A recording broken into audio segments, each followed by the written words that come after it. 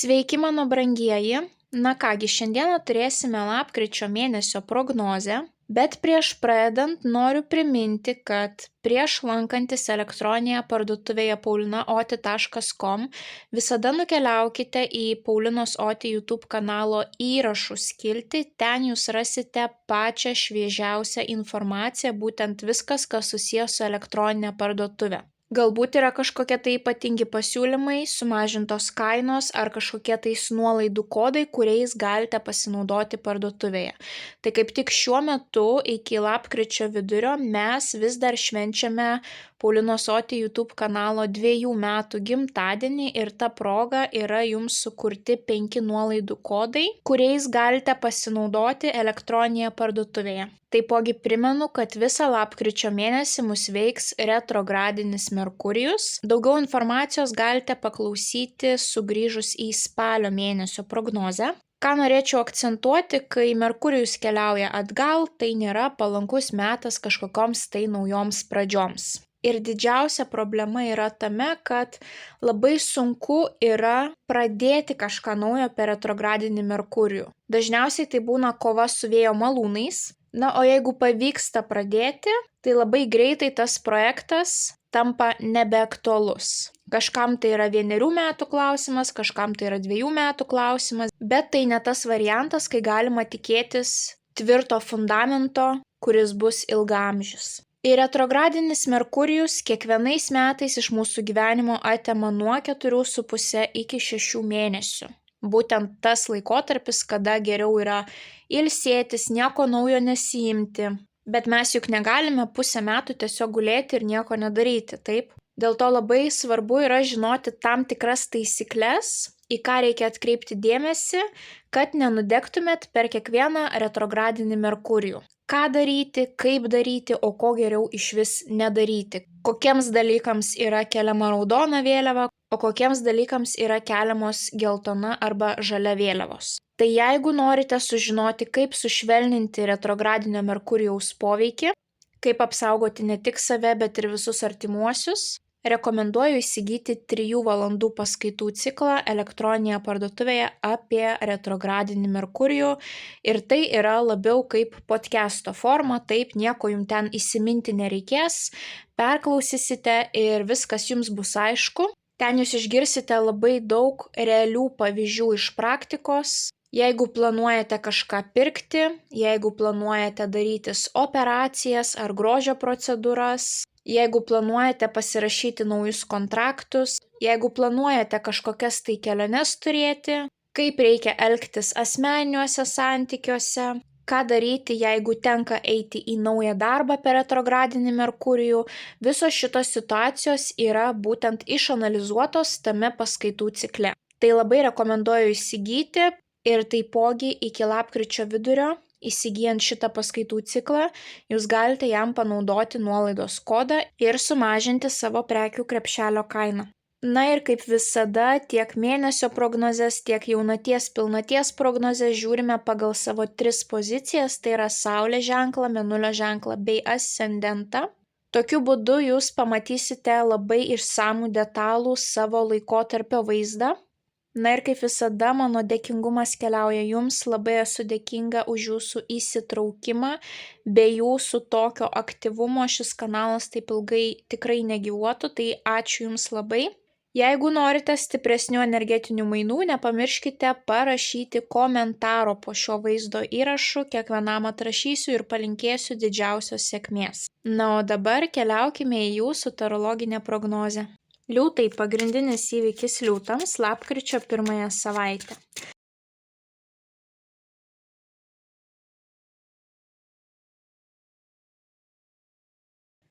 Patarimas liūtams apie jų lapkričio mėnesį bei 1 mėnulio žinutė liūtams apie jų lapkritį. Liūtai, jūsų laukia stiprus mėnuo, transformacijų pilnas mėnuo. Panašu, kad tam tikros situacijos gali būti susijusios su retro Merkurijumi, kaip niekas neina pagal planą taip, kaip turėjo. ir jūs turėsite paleisti kontrolę, jūs turėsite būti lankstus, labai prisitaikyti prie to, kas vyksta, paleisti taip, jeigu kažkas išeis iš jūsų gyvenimo. Per visas šitas patirtis jūs išmoksite mylėti save, pasirūpinti savimi. Tai šiuo atveju bus labai svarbu, kad jūs praeitumėte tas pamokas taip. Ir pradėkime nuo jūsų mėnesio patarimų. Kai nebijai savo unikalumo, buvimo savimi, klaidų, sukuri saugią aplinką, kurioje ir esantys šalia tavęs gali būti savimi.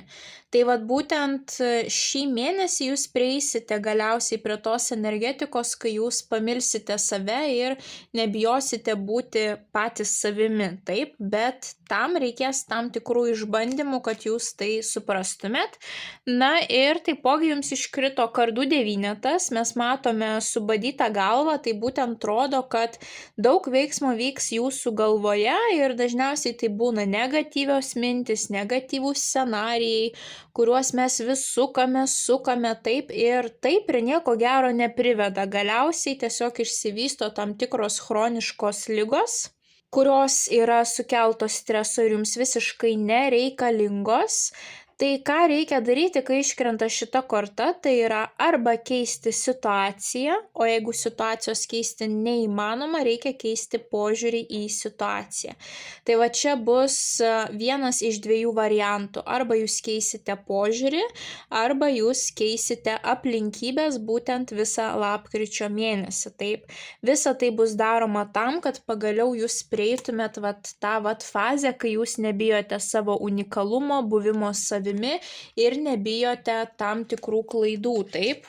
Pagal kortas panašu, kad greičiausiai jūs atsisveikinsite su tam tikrais žmonėmis, tai gali būti arba kažkokie tai meilės santykiai, arba jūsų klientai, arba jūsų verslo partneriai, arba jūsų draugai. Panašu, kad su kažkuo santykiai gali iširti. Nežinia, ar jūs nuspręsite tai padaryti, ar netikėtai kiti žmonės nuspręs tai padaryti, bet daug svarbių pamokų jūs išmoksite. Pradėkime nuo jūsų pirmosios savaitės. Jums iškrito 2 karaliai. Monetų karalius ir kardų karalius. Monetų karalius gali būti mergelė ožiaragis jautis. Kardų karalius gali būti dvyniai svarstyklės vandenis. Tai yra 2 vyrai jūsų gyvenime. Taip, gali būti meilės santykiai, gali būti šeimos nariai, gali būti tokių profesijų atstovai. Vienas tuomet turėtų dirbti su pinigais arba būti atsakingas už jūsų finansinę padėtį. Taip, jūsų vyras, jūsų antroji pusė, jūsų tėtis, jūsų senelis, vyresnysis brolis gali būti. Na, arba bankininkai, auditoriai, apskaitininkai, nekilnojamo turto brokeriai, draudimo brokeriai, asmeninių finansų konsultantai, kažkas, kas dirba su pinigais. Na, o žmogus su kardais tai gali būti būtent žmogus, kurio stiprioji pusė yra komunikacija. Vertėjo paslaugos, teisėjas, teisininkas, viešų ryšių specialistas, mokytojas, dėstytojas, arba taipogi žmogus dirbantis su metalu, mechanikas, chirurgas.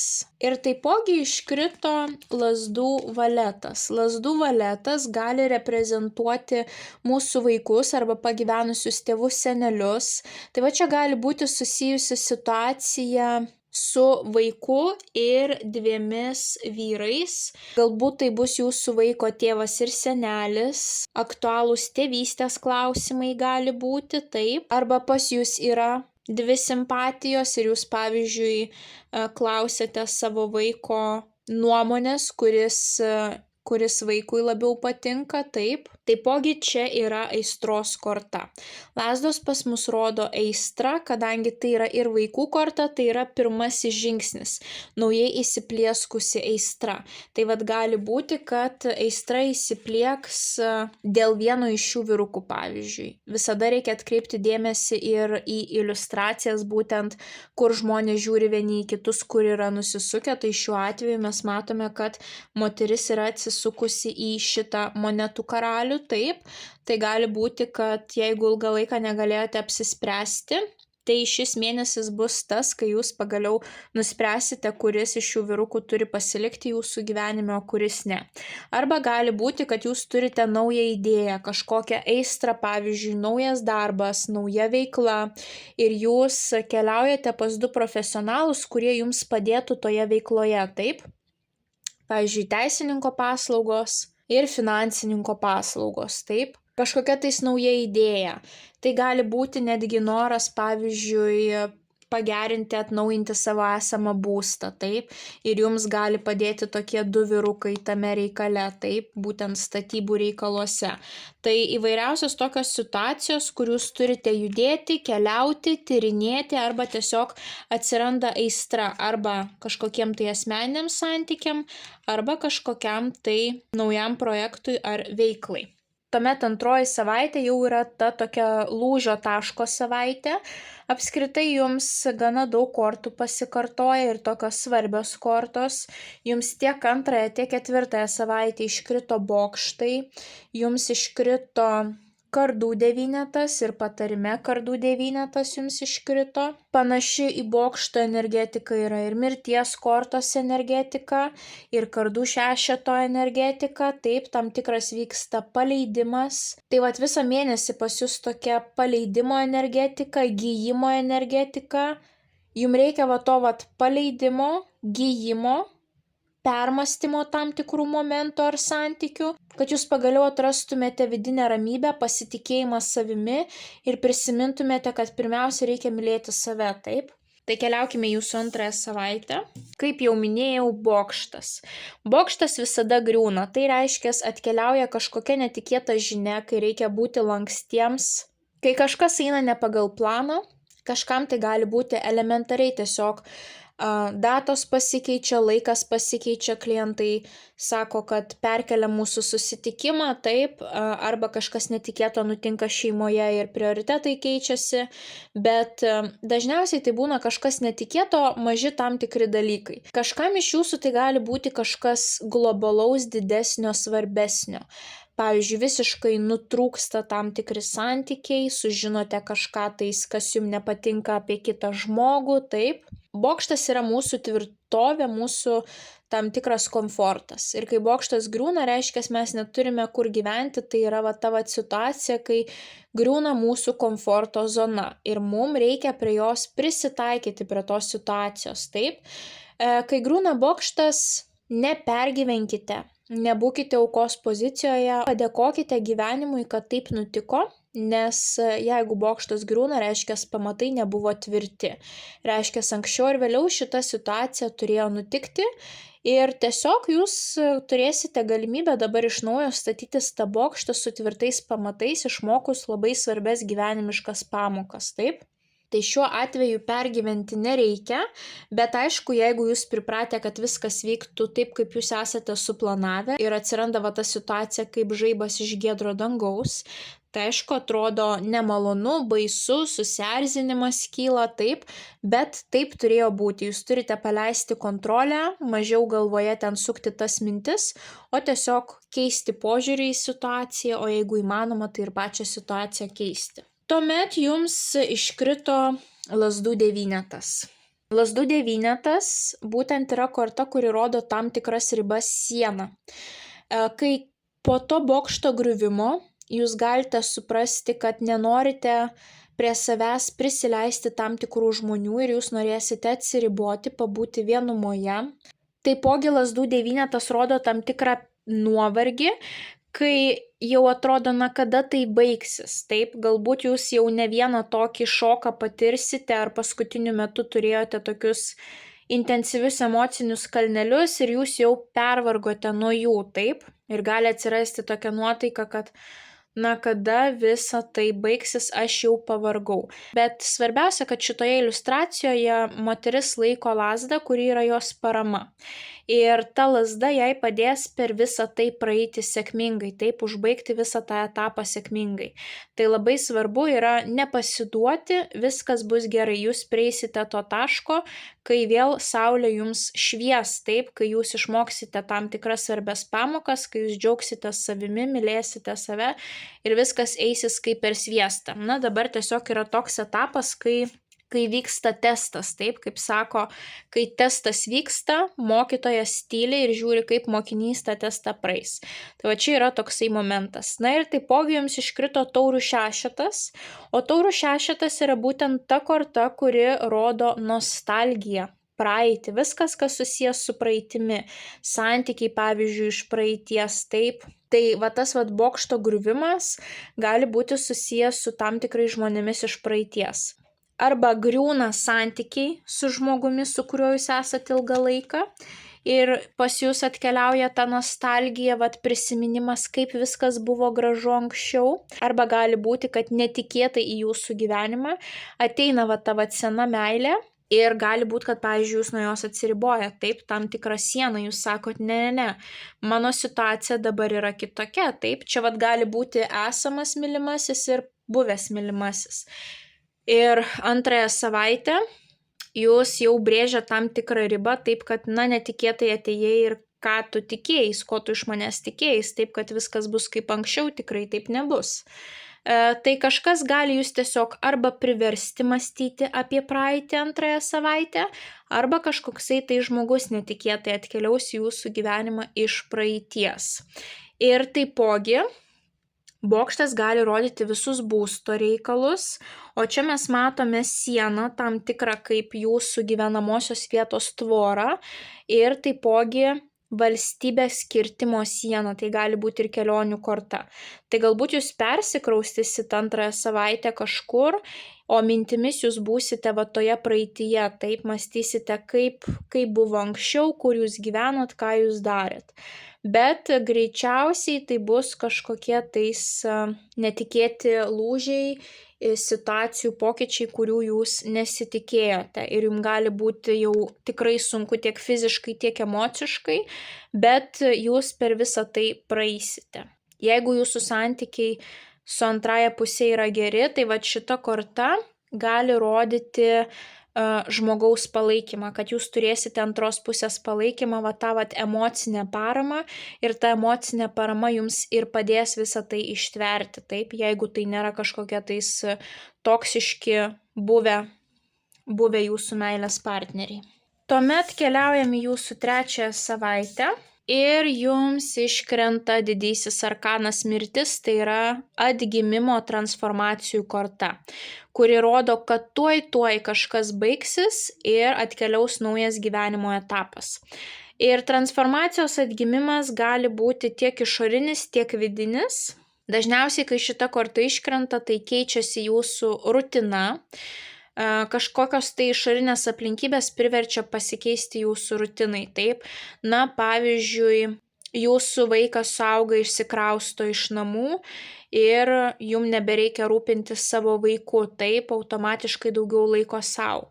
Arba, pavyzdžiui, jūs išeinate iš darbo, vėl rutina keičiasi. Arba gimsta vaikelis, rutina keičiasi, išeinate į pensiją, rutina keičiasi, pradedat studijuoti kažkokios tai naujos veiklos, rutina keičiasi, pradedat sveikai gyventi, sveikai maitintis, rutina keičiasi, taip. Taipogi tai gali būti išvaizdos pokyčiai, kad jūs netikėtai nusprendžiate vedini tų visų situacijų, taip, kad atėjo laikas transformuoti savo išvaizdą, keisti šukuoseną, o galbūt pradėti būtent užsiimti savo kūnu labiau. Bet kokiu atveju šita korta rodo, kad paleiskite viską, kas nori išeiti iš jūsų gyvenimo ir padarykite vietos naujoms pradžioms. Puiki korta būtent peržiūrėti savo daiktus, drabužius, kas jau nebereikalinga, atlaisvinti vietą, taip, ir taip susitvarkyti namus gana stipriai, taip, išsivalyti viską, visus kampučius. Tai yra korta, kuri rodo, kad tuoj jums teks kaip feniksui kilti iš pelenų, taip kad paruoškite tiek save, tiek savo kūną, tiek savo emocinę būseną, tiek savo būstą, taip, būtent visur kaip tik įmanoma. Pasiruoškite tam naujam oro gūsiui, kuris atkeliauja taip į jūsų gyvenimą. Taipogi jums iškrito dar viena korta, turinti labai panašią energetiką, kardų šešetas. Kai pasirenkama iš audros keliauti į tam tikrą ramybę, kai pasirenkama iš skausmo keliauti į gijimo periodą, taip, kai bandoma tvarkyti savo sveikatą. Tai gali būti ir kelionė vėlgi.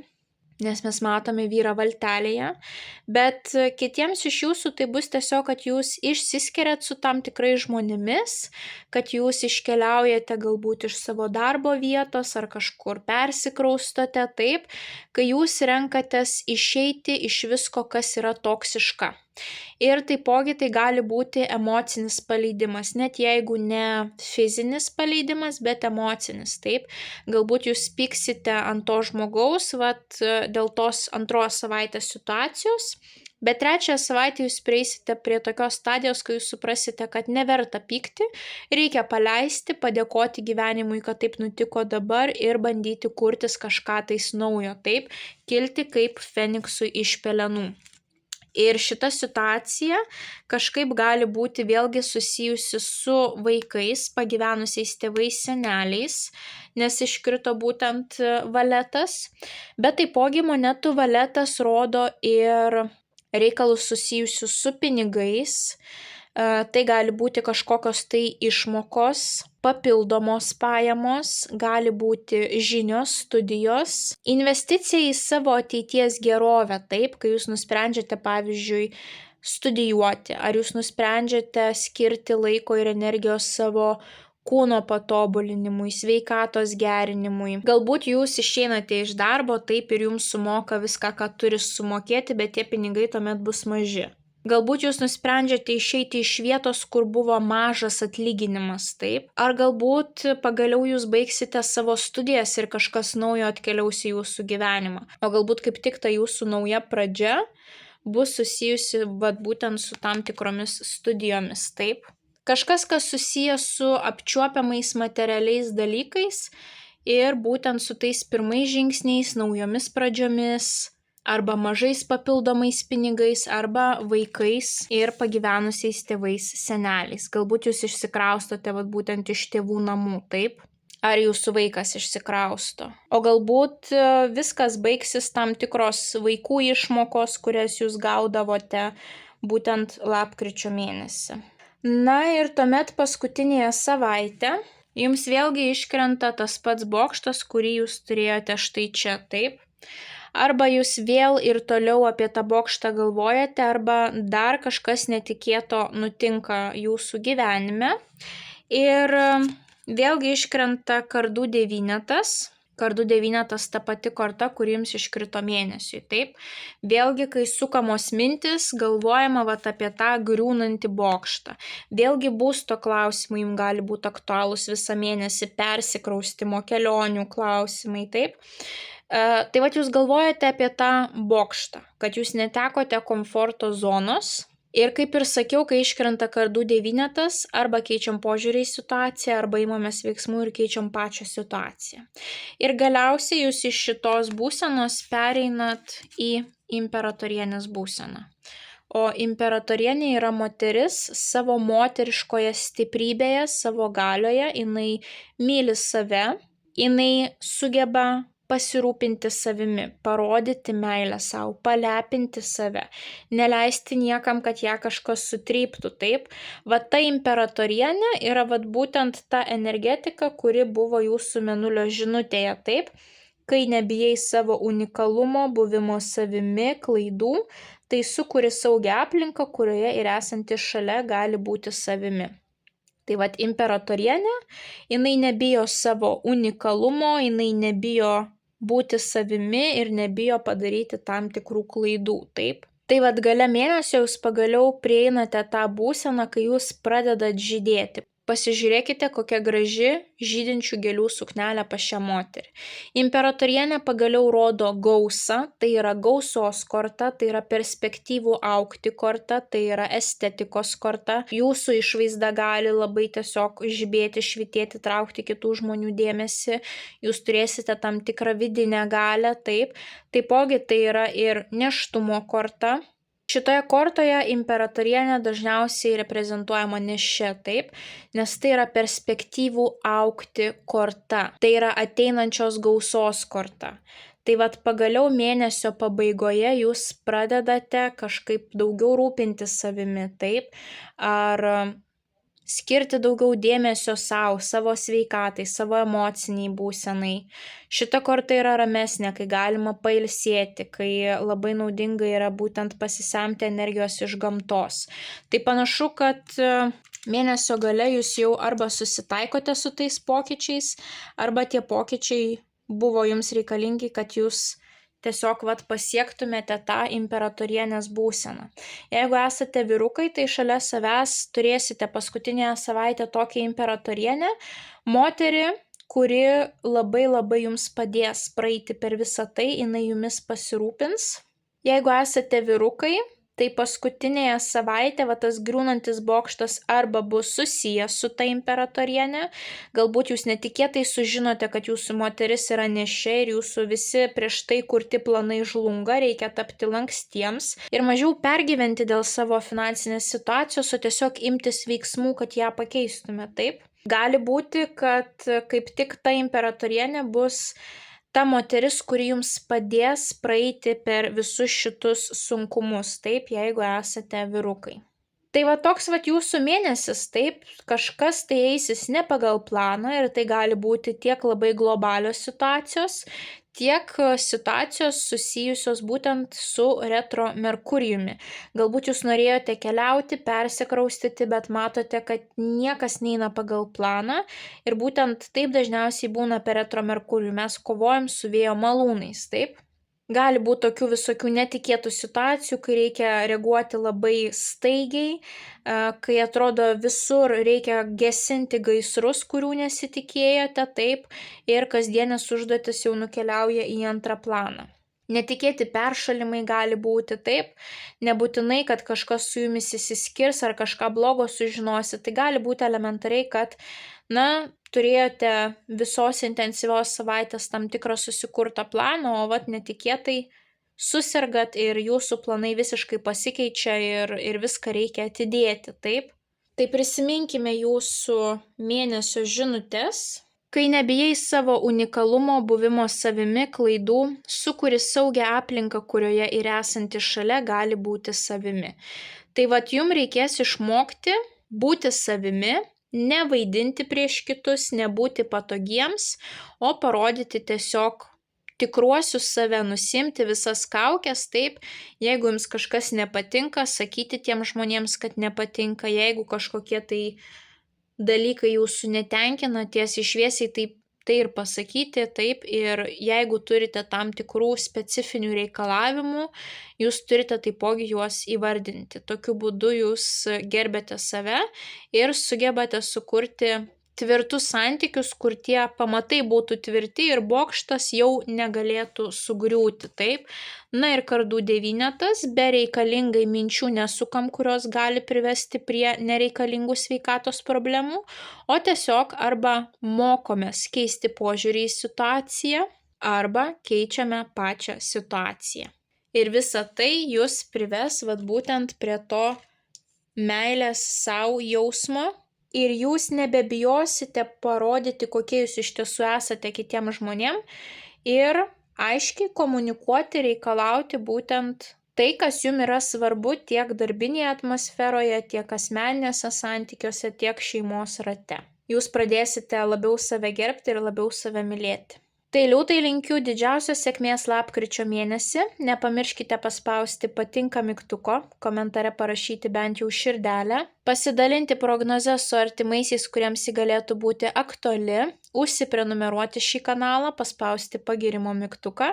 Ir taipogi nepraleiskite progos pasinaudoti nuolaidų kodais elektroninėje parduotuvėje paulinaoti.com. O mes kaip visada pasimatysime jūsų kitose prognozėse. Ate.